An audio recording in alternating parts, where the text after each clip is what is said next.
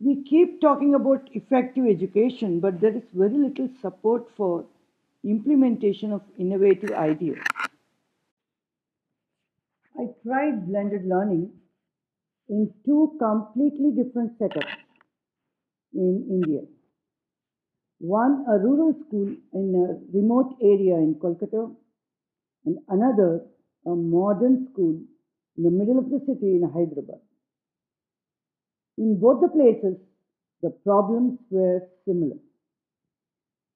The rural school has small classrooms, fully covered in dusty old benches, and a blackboard that is turned white and is peeling off. The urban one has, a, has similar small classrooms, fully covered, neatly lined up. A changed version of this is huge tables covering the entire space of the classroom. In the rural area, I used a local library for a pilot tryout of blended learning. Stations were set up in the library hall, and children were asked to work on a variety of resources. They chose to work in groups, pairs, or individually on tasks of their choice. One small laptop and a DVD player with a monitor provided the technological support. In Fountain Global School, where I planned my main tryout, there was an indoor games room which was spacious and could hold different stations. I moved some of the huge tables there to set up the stations. I used one of the classrooms for the teacher led class and the computer lab for online work. So I used both station rotation and lab rotation. For the tryouts, I combined class 1 and 2 and regrouped them. I also combined two class hours and changed the timetable. I had to convince the management, teachers, and parents that this tryout will be worth the time we are spending on it.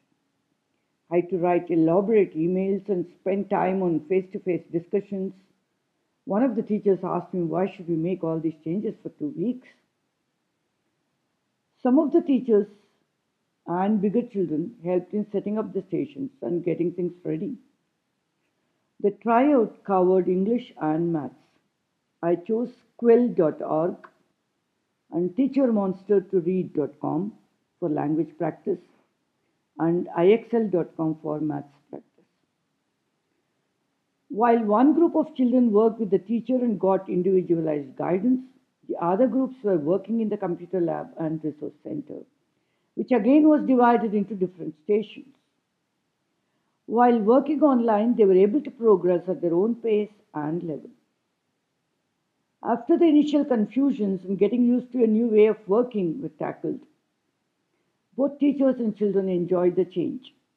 Parents too got involved and worked with the children at home on online programs. Everyone adapted themselves to the changing roles. In future, this will be tried out at a bigger level for the whole school with more resources and better planning. Here is the feedback from the teacher who initially asked me why we should change. The blending project is a magnificent way of teaching. In this project, the children really took active part to learn new things. They were always engaged to do new things. Once they reached to one room, they finished their learning, and then they went to another room to do another activity. And they were taking interest in doing new things, because every time they were assured that every time, every moment they will be doing something new, and then they will get that appreciation for doing that. So in that way, the children were actively taking part, their mind was completely focused, and they were not thinking about anything else rather than learning something. And it's a very good way of conveying learning activities like this. doing by learning or learning by doing. Everything was done by the children, and they were very happy to take their notebooks and taking care of everything, and very happy, and they were doing it enthusiastically. So I was very happy with that project. And what is the children like? Here are some feedback from the children.